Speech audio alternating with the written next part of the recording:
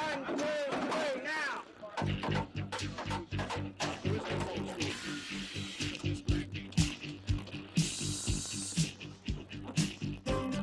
They came from all over the country, more than 500 volunteers, people from all walks of life, even a former president, forming unique partnerships to build homes and hope.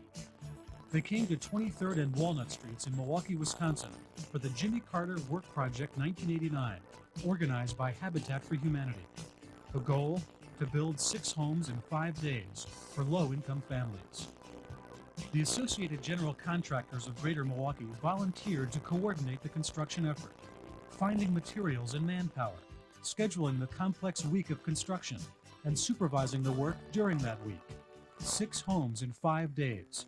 It would not be easy. It would require a lot of planning. Some volunteers. I mean, it's not going to take the whole crew. We'll get them. It's 5 days before construction is to begin. Time for one last planning meeting. We're going to have to leave really the whole front of each house vacant. We don't want to be putting any other materials off of Walnut then. 5 AGC members are here.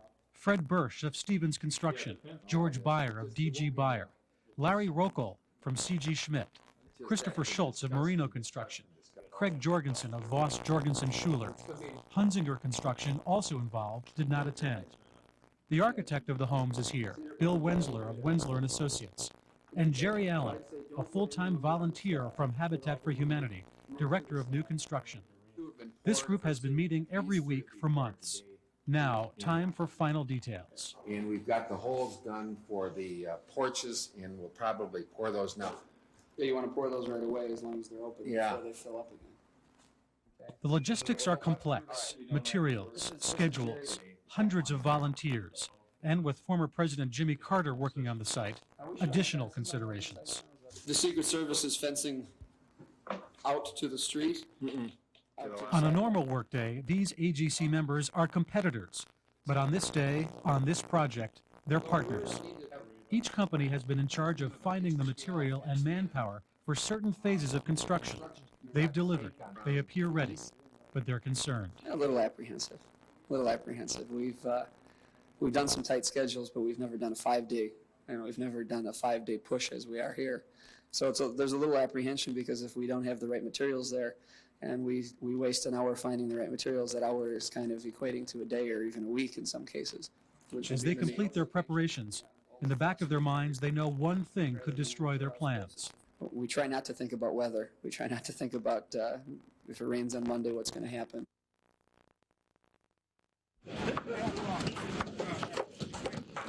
On Monday morning, the unthinkable happens. A soft but steady rain. Volunteers huddle under tents for a last-minute pep talk from Habitat founder and director Millard Fuller. So let's make a witness this week. Let's be the kind of light that the world will see and glorify God because of what they see in us. And words from the AGC's Fred Bursch, who tries to make light of the weather. The thing is, this isn't rain, it's dew. That's what we get in Milwaukee.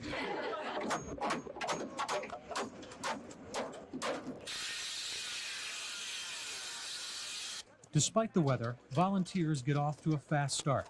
Former President Carter and wife Rosalynn are the center of attention, surrounded by news photographers. We had all these cameramen with hammers in hand. The AGC members on site are busy, adjusting construction plans. Put some extra trusses to the side of that and bear the load on that, and we put a post here. Okay, to take the wall load. Okay. Ordering more material. From here, north side, huh? Chambers Street. We'll get a couple rolls of R13 unfaced. 1, 2, 3, now! Only 45 minutes after construction began, the first wall goes up. But by mid-morning, the rain begins to fall harder.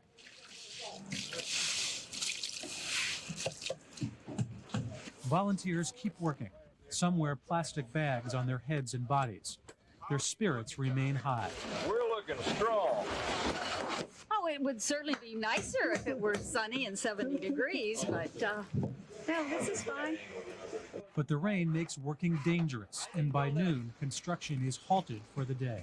I guess we're a little disheartened that things are getting off to a rough start because Monday was an important day. We really had to punch it Monday to get the roof's on, and now it's going to be Tuesday.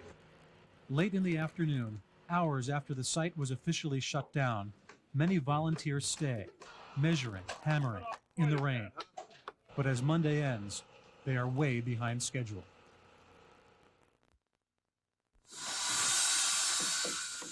On Tuesday, there is no time to lose. The work pace is fast forward.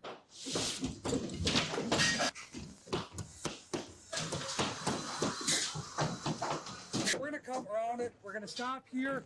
Okay, Bill, break it half on here and up to here. In the afternoon, the sun finally appears, and there are signs of progress. Roofs, trusses, windows.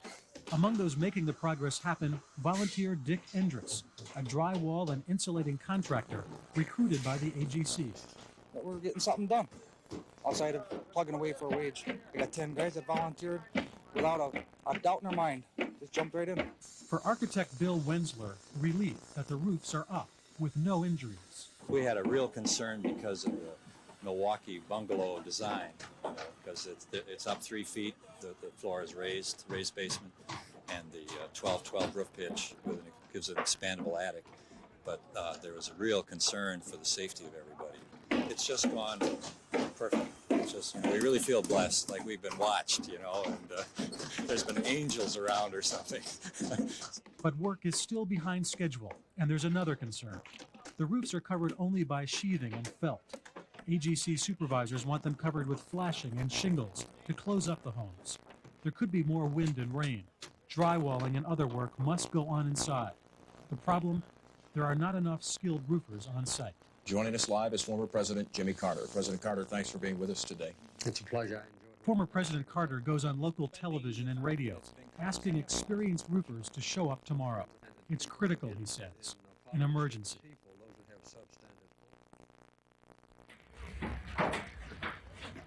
The roofers respond. The turnout overwhelming, more than enough people. I heard on the radio they needed roofers, and I had some free time, so I figured it was a good cause and decided to just come out here. People need the housing, and nobody can afford it, so you got to do something. I had never seen anything like this on a job site. The roofing emergency is over, but there's a lot more work and not a lot of time. They're still getting the 2x12 8-foots. Rosalynn Carter and other volunteers cut and attach siding. Inside, drywalling. AGC member Larry Rokel of C.G. Schmidt makes sure the work is going smoothly. It's something that everybody's getting together on as a group, and we've got some real commitments, and it's just a good feeling inside, not only for the company, but from a personal point of view. It's funny because you're working with really your competitors in this project. Exactly right, and everybody's really pulled together, and that competitiveness is turned around into a group and team effort. Part of the team is Cheryl Hayes. She and her family will be living in one of the new homes, and she's helping to build it. Habitat for Humanity requires each homeowner to put in 500 hours of labor. Sweat equity, it's called. I feel like Alice in Wonderland now. I used to think I was in a dream. Now I'm Alice in Wonderland. Cheryl used to be on welfare, but she went back to school. Now she's a social worker. And like other Habitat homeowners, she'll pay for her house, about $25,000. It's a new beginning. Because I've never really had anything that I could have that pride about, that I wanted to keep up. I was always living on somebody else's property. With Cheryl and hundreds of volunteers working hard, AGC supervisors are becoming more optimistic. How do you feel now? Exhilarated. I think we're seeing progress now, finally, and still tight for Friday, but it's possible. Where we're going to finish the exterior while the drywallers are working on the inside while that's being finished. It's another damp day. This one is cold, too. But work continues. A gable end goes up. Some finishing touches for a window. Insulation in the attic. Hammering away on a front porch is Millard Fuller, the founder and executive director of Habitat for Humanity. Fuller was a millionaire at age 29, but he sold his possessions, gave away his money, and began building houses for low-income families. This enables them to be a homeowner and get a piece of the American dream, so to speak, and feel a full sense of citizenship. It gives them a sense of being loved and accepted by a larger society. They've lost a lot in life, but in this program they become a winner. Fuller says little could be accomplished without all of the donations and volunteers, including those from the AGC. We have been tremendously pleased with the outpouring of support that we have gotten from the Associated General Contractors, and are so grateful to these professional people. Hi, I'm Mr. Carter. Nice to meet you. In the next house, AGC's Fred Bursch stands with Jimmy Carter, as Carter is given a hat from the Tews Company. Tews, an associate member of AGC, donated the concrete for the home's foundations. We got good foundations here with Tews Concrete. I know. Dude, this is so beautiful. When When we got here, we couldn't believe how nice it was. A few hours later, Wisconsin Governor Tommy Thompson tours the site and goes to work. Then Milwaukee Mayor John Norquist volunteers. In the evening, a special reception and dinner at the Bradley Center for the project's major contributors, along with Rosalynn and Jimmy Carter, Douglas Weiss of C.G. Schmidt, James Marino of Marino Construction, John Hunzinger of Hunzinger Construction, and AGC Executive Vice President Richard Snow.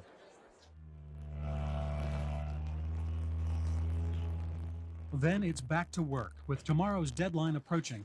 The Carters, AGC members, and many other volunteers stay at the site past midnight. The final day, the last-minute push.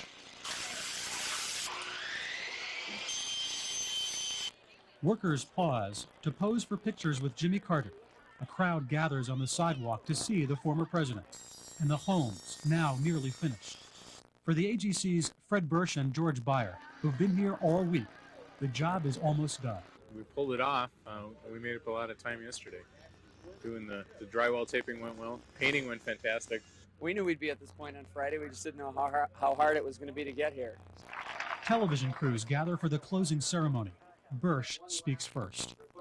I think this is the first time that a habitat project has been successfully completed in 5 days, where it rained on every one of those 5 days. This has been a magnificent demonstration here this week of how people can work together and what can be accomplished when people work together. Together we serve our God. Then at each home, a blessing.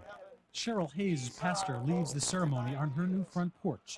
Cheryl, a single mother, is joined by her children. Jesus Christ, our Lord.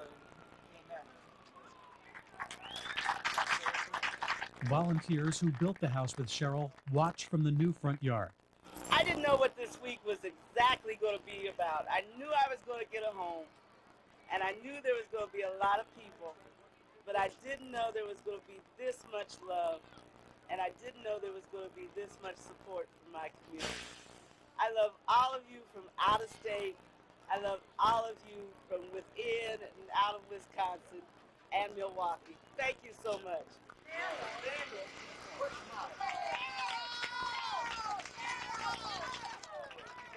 Build a house, make it home, with the love hands and heart. A spirit of oneness, so one special.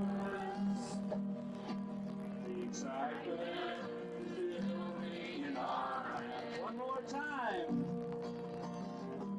Build a house.